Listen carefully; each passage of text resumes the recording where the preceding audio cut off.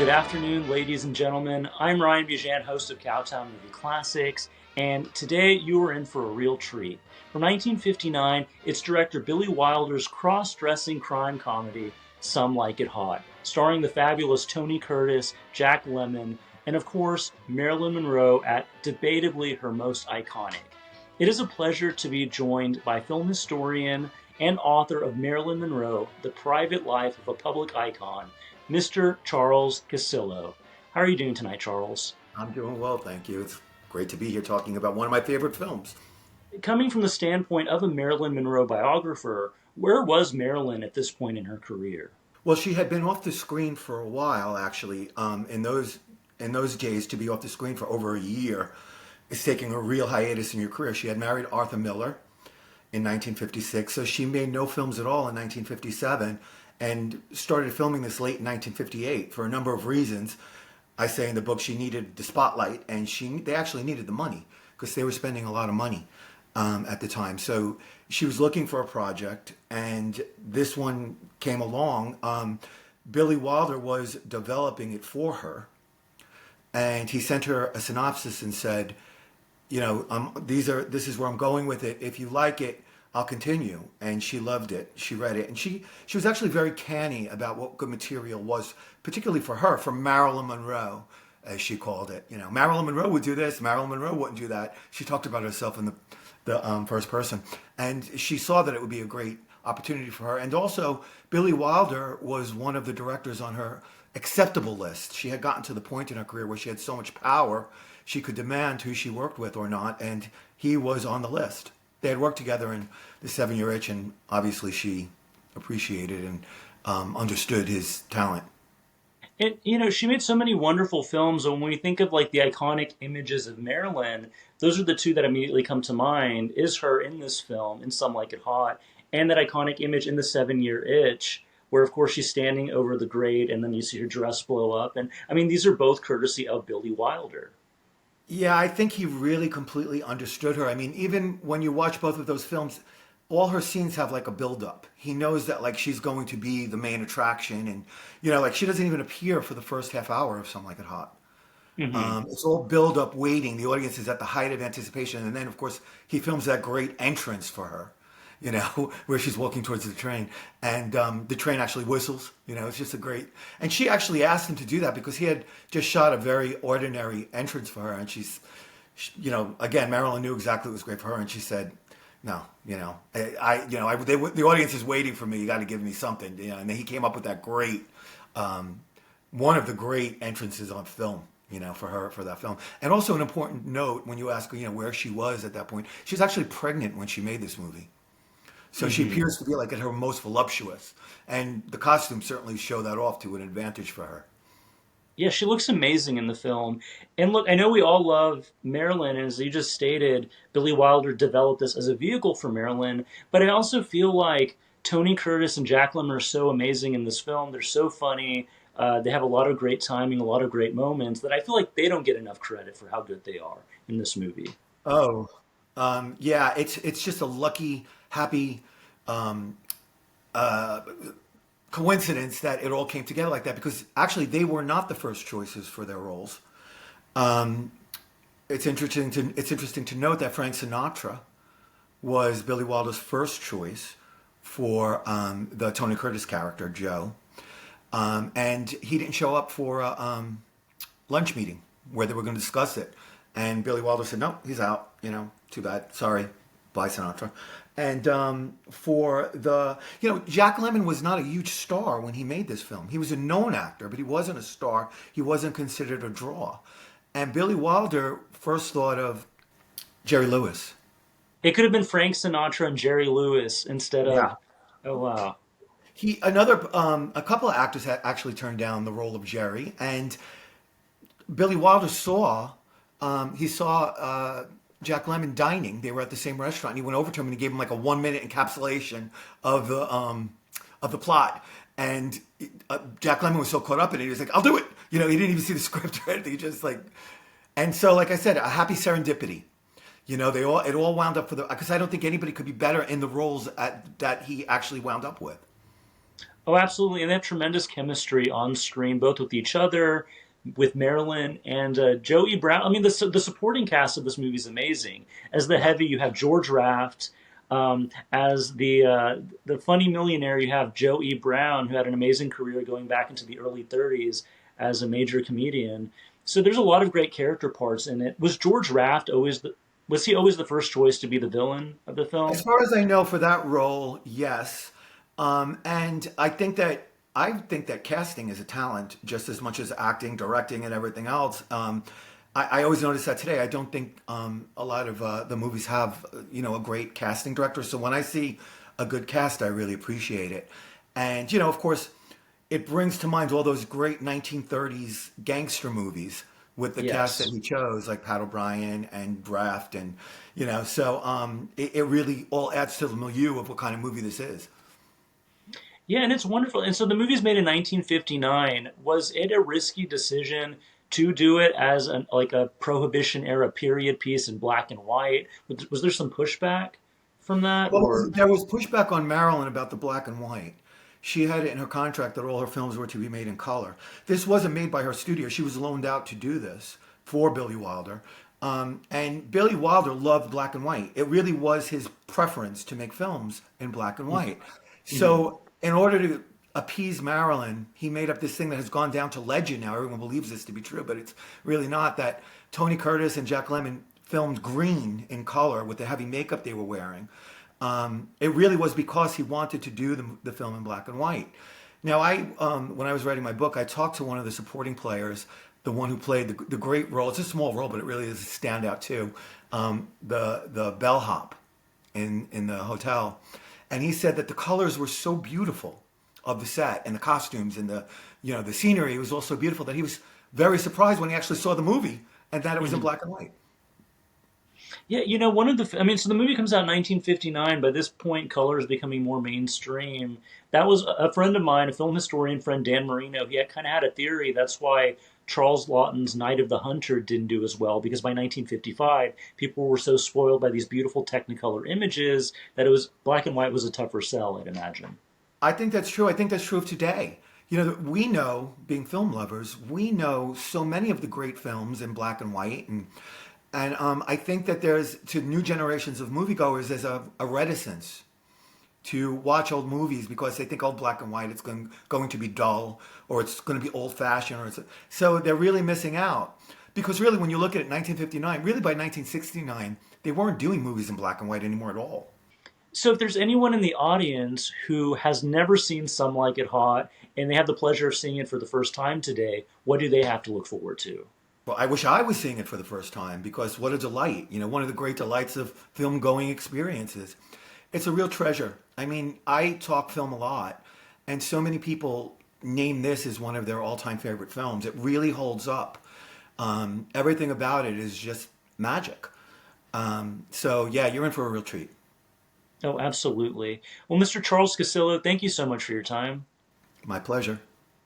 All right, if you're in the audience, please stick around after the film so you can hear the rest of our conversation. Without further ado, from 1959, director Billy Wilder's Some Like It Hot. You're not wrong, that movie's still a lot of fun. Yeah, yeah. I, you know, I, I probably out of all the movies in the world, I've seen that one the most. Hmm. And I always find somewhere in it that I laugh again. I know it's coming. I could probably recite the script as they go along with it. And yet there's always, usually it's in a Jack Lemmon moment, but there's always something that makes me laugh again. Right, and it's always interesting to think a lot of these movies that we take for granted as big successes nowadays, if you read about the production or the initial reception, we're kind of shocked by those early reactions. Now, my understanding is when this movie had its first audience test screening, it did not go well.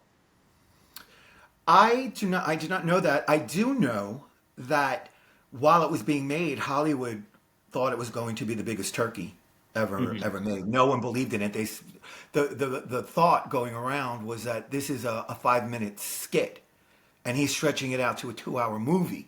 But they underestimated Billy Wilder, because he made it work, and magically so. So there was a few, and also it's very risque. Today it's nothing, but for its day it was very risque And there's a lot of really funny double entendres that like are kind of like buried, but like you hear like especially on subsequent viewings, you start picking up on all the because a lot of times it's so rapid fire the delivery and but you start picking up on like almost every line has a double meaning. It's so great. Right, and even with just the subject of two men cross-dressing throughout the whole film, was there any kind of controversy surrounding that? Maybe like the perception of that? Well, I think that they just thought, because they had like people like Uncle Milty who was doing drag. They just thought it was like, how could you make a whole movie about it? It's what was really controversial in the day is Marilyn's costumes, Hmm. which, even today they're kind of eyebrow raising, eye opening.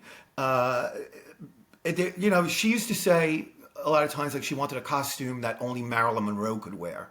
And Ori Kelly, who actually won an Academy Award, one of the few Academy Awards that the movie made, I think maybe the only one that the movie received was for the costume design. Hmm. And rightfully so, because when we sort of take it for granted now, but a lot of times comedy is not usually held up in the highest esteem when it comes to the award season. Yeah, yeah. And Marilyn, also, there was a lot of resentment towards her by studio officials and Hollywood in general because a few years earlier she had left the studio system to form her own company. And there was an attitude going around by like, who does she think she is? She can't just be happy being taking what we give her. And she continued making films in the studio system, but she started her own company so she could have more of a choice of her material. And they resented her for that. And I really do think that put a cloud over the nominations and the awards that Some Like It Hot got. The following year, The Apartment, which is also a great movie by Billy Wilder, but it won so many awards, and it's as great as it is, it's inferior to Some Like It Hot. And I think it was kind of like, we're not going to give the awards to Some Like It Hot, but we'll give them, kind of like a compensation awards for this film. So at this time, famously, Marilyn was studying at the actor studio. As you said, she was very careful about curating her image and how she presented herself. And maybe you can clear this up or not. My understanding is that she refused to take direction from Billy Wilder directly. Instead, she had Paula Strasberg as an on-set acting coach.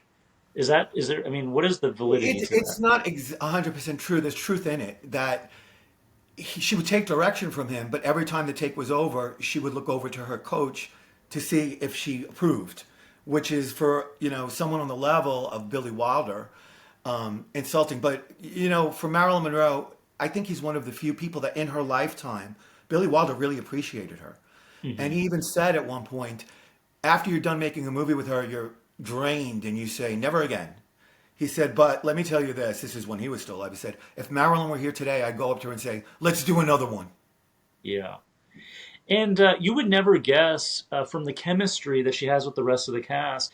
But I had read a story, it could be apocryphal. I know Tony Curtis denied it, but his co stars said, no, he really said that. That they asked him, he's like, what was it like to kiss Marilyn Monroe? And the famous saying, Tony Curtis responded, it was like kissing Hitler. Yeah, he did say it. And if you read contemporary 1959 accounts of the making of the film and everything, it's there. As her legend grew and his legend was more and more tied to this film, he kind of softened it and said he never said it, but then he did it. Then he did admit that he said it, but he said he was being tongue in cheek. But he hated her. He hated her for decades after the film was done, after she was dead. Um, Marilyn Monroe was a very difficult person to work with because number one, her insecurity, she was late, almost constantly late. And also, she's one of these actors who got better as she went on, like take after take after take. And she would just stop a scene in the middle of filming and say, "No, it's not working for me." And the other people in the scene might have been very good in it. It's kind of selfish, but everyone knew that when you're watching a Marilyn Monroe movie, you're only going to be looking at her. So you have to go with the take that's she's the best in. So of course, some actors like Jack Lemmon, he was very understanding of her insecurity and her vulnerability, and was a little bit more forgiving. But Tony Curtis wasn't. I mean, it's you want to say it's understandable. I think that in any kind of work, there's going to be a lot of different temperaments, and the best you could do is try to acclimate yourself to the temperament of the person that you're working with. But it hurt Mhm. her. It hurt her when she said that when he said that about her. And do you think there's an element that I'm sure Tony Curtis back in the day might have been a bit of a playboy? Do you think he was trying to? I mean, was there any kind of attraction there that maybe she rebuked his advances, or is that Well, just sort there's a of? belief of that. I also heard a story. There is some of that, um, because through the many decades after that he was alive, he also said then that they had an affair during the making. So Mhm. that obviously that was a little bit of wishful thinking. But I heard a story from someone on the set that Marilyn actually wanted the movie to end with her going off with the Jack Lemmon character. And when Tony heard that, all niceness was off. He was just like, that would have for him put him in his character in a bad light. And so I think that that also played in. If that is a true story, I kind of believe it. That also made his disdain for her a little bit more come to the surface. Right. Then we would have been robbed of the amazing ending with Jack Lemmon and Joe E. Brown with that iconic ending Yeah, scene. Right? No, nobody's perfect. yeah. It's funny. It's interesting. Like I noticed you said that like throughout the years, or excuse me, Tony Curtis softened his perception of Marilyn in interviews. I think it's on Larry King on YouTube. You can find the kind of clips. It's like there's like the little sound bites, right? It's Tony Curtis on Marilyn Monroe, and if you Mm. watch one from maybe like the late '70s, early '80s, it's just like, what was it like working with Marilyn Monroe? It's like, oh, she was very complicated. She was a very difficult woman, and and then you watch another one from like 5 years later. What was it like working with Marilyn Monroe? Oh, she was wonderful. She was the best. It's Yeah. interesting how he changed his He tune. changed it because her legend got bigger with the coming years, and and like I said, he was tied into that legend from this film. So she was so loved by then, so he didn't want to be the bad guy anymore. So he started softening it and making it more like they were more chums, and like I said, even at one point he said that they were lovers in that movie, and she was married, and so was he. So yeah, but a film like this, there's a lot of legends that build. There's one that it took Marilyn like 50 takes to say, "Where is that bourbon?" Hmm. And she just couldn't get the line right. Well, I talked to Al Brenneman, who played the bellboy in the movie, and he was on the set that day, and he said she got it right like the first or second time, but she was so insecure that she kept saying, "Can we do it again? Can we do it again?" And Billy Wilder, to keep her calm and appease, oh, sure, Marilyn, let's do it again. And there was something, Jack Lemmon said this, it could be exactly the same, but there's something in her that felt it wasn't as good as she can do it, so she wanted to do it again. Now, through the years, that has come that she just couldn't get the line right. But this witness to it said, no, no, she had it right away. She just, something in her thought that she could do it better, and she kept wanting to do it again and again and again, which is probably just as maddening. Like they want to rap, they want to move on to the next scene, and she's like, "Can I say where is that bourbon one more time?" Oh wow. Yeah, I mean I can definitely see that being a factor. One of the stories I had heard was there was a line where she's knocking on the door. She's supposed to say, "It's me, sugar." But she kept saying, "Sugar, it's me." And she kept saying that Yes. over and over and over again. That's another one. He wasn't on the set that day, so I wasn't able to say if that was true or not. But look, Marilyn Monroe makes for a great anecdote, and everyone always wants to hear about her. So I think they kind of, as the years went by, they exaggerated it more and more, and the stories of her.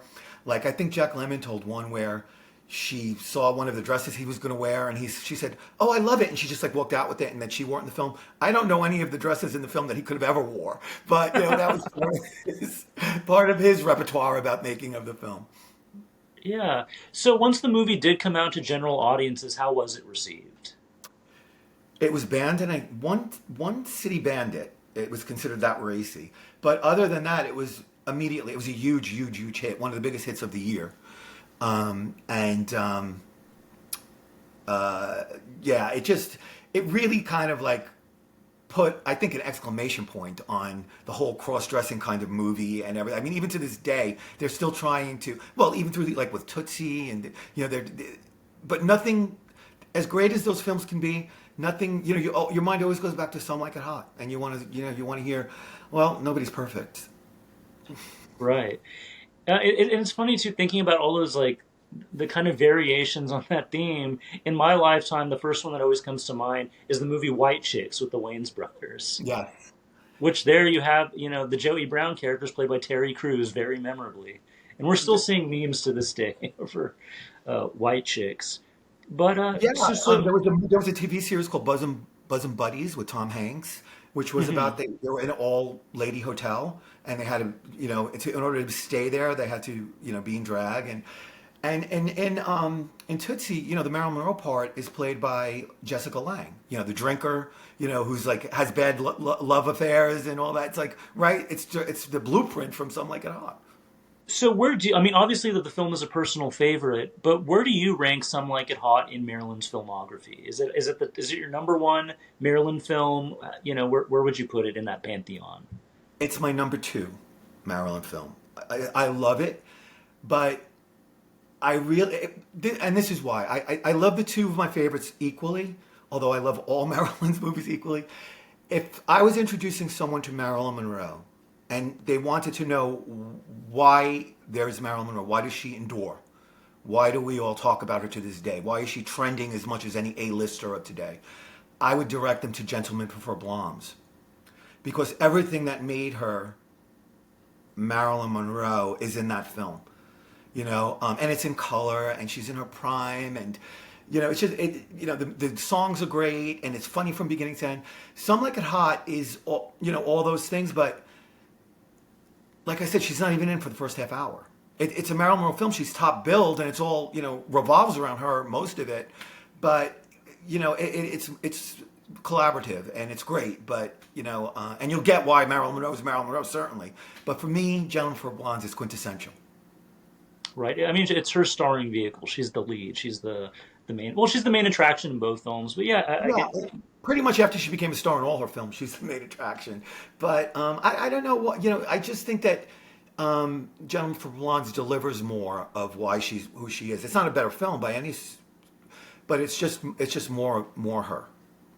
Sure. And you know, uh, in your pantheon of directors, where do you list Billy Wilder? Because to me, he's certainly one of the greats. And what I love about Billy Wilder is he's almost like a Michael Curtiz. Whereas someone like Alfred Hitchcock, or there's certain directors that are, or John Ford with the westerns. There's some directors who are identified strongly with one particular genre. Where Billy Wilder was a filmmaker who could do it all, and all of his films were just as good as the other. Yeah, he's a master. He's right up there. He's right up there in my top five favorite directors of all time. He, you know, Hmm. the very few of his films. I can only think of one that I really didn't like at all. There's even if there's something that's not your cup of tea, there's things in it to admire. Hmm. I'm trying to think which one's the one. Is it Avanti? Is it the Sherlock Holmes? I'm trying to. Which one is the one that It's called Kiss Me Stupid. Kiss Me Stupid? I'm trying. That's not with Kim Novak, is it? Or is it No, on? and it was actually another, that role was developed for Marilyn. The Kim Novak role Mhm. was developed for Marilyn. It to me the whole movie doesn't work. Z Martin is in it, and I love Dean Martin. I love Kim Novak. The movie just doesn't work as far as I'm concerned. It's not. I watched that movie once or twice. I never laughed. Never thought it was Mhm. funny. That's the only misfire as far as I'm concerned for him. Sure. Well, this brings up an interesting point because Marilyn Monroe, she was so iconic, and even in her own day, the studios were trying to groom who's the next Marilyn Monroe, who's the backup Marilyn Monroe. In case she gets out of line, we need to replace her.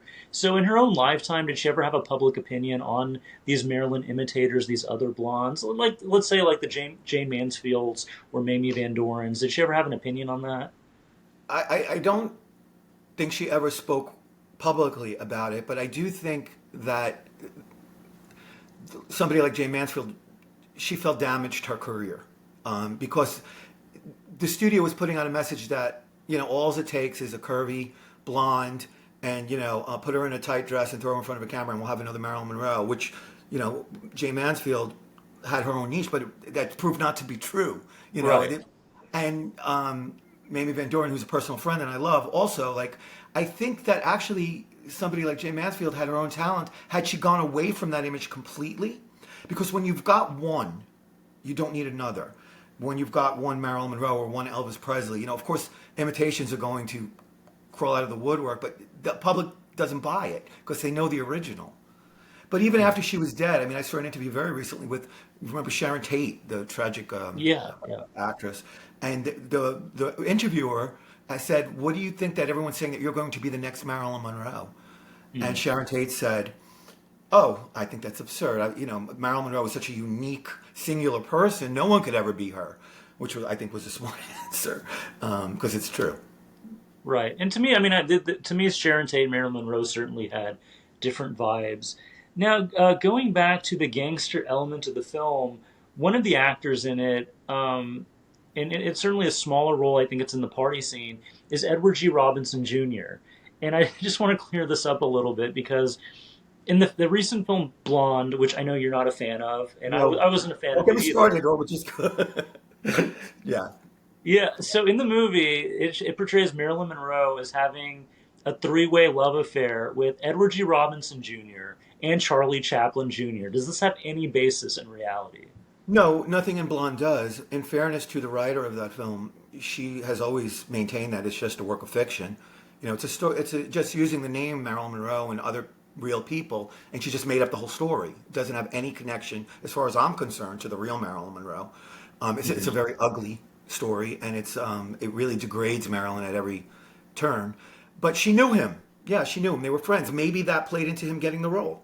Maybe that was one of the. Maybe she said, "Hey, my friend would be great for this." They when they were both unknowns. Well, he always was an unknown, other than being the son of a great star. But they were in their struggling years. They knew each other, so maybe that played into. I haven't heard or read anything about that, but yeah, they did know each other. Sure. And what Physical. about Charlie and Charlie Chaplin Jr.? Were they also acquainted, or is that Yes. just? Oh, Yes. okay.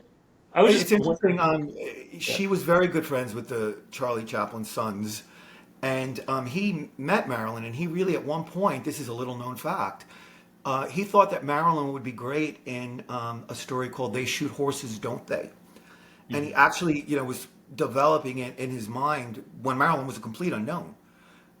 So part of, I guess, Charlie Chaplin's genius too is that he could see the greatness in others before anyone else was seeing it. Of course, years later, Jane Fonda made the film of "They Shoot Horses, Don't They?" But yeah, Marilyn would have been wonderful in that too. Oh, absolutely. Well, Charles, do you have any closing thoughts on Some Like It Hot? Just that I'm so happy that it exists. It's as good as any antidepressant for what ails you, and thank goodness that we have it. Right? Oh, absolutely. Is there anything you're working on right now you want the audience to know about? I'm working, but no, it's not at a stage yet where I want to talk about it. But my book, Marilyn Monroe: The Private Life of a Public Icon, and also I've got one on Elizabeth Taylor and Montgomery Clift called Elizabeth and Monty. So I hope that people will check it out. Oh, absolutely. Well, Mr. Charles Casillo, once again, thank you so much for your time. It was a great pleasure. If you're in the audience, I hope you enjoyed the film as much as we did. Once again, my name is Ryan Bijan. We'll see you next time.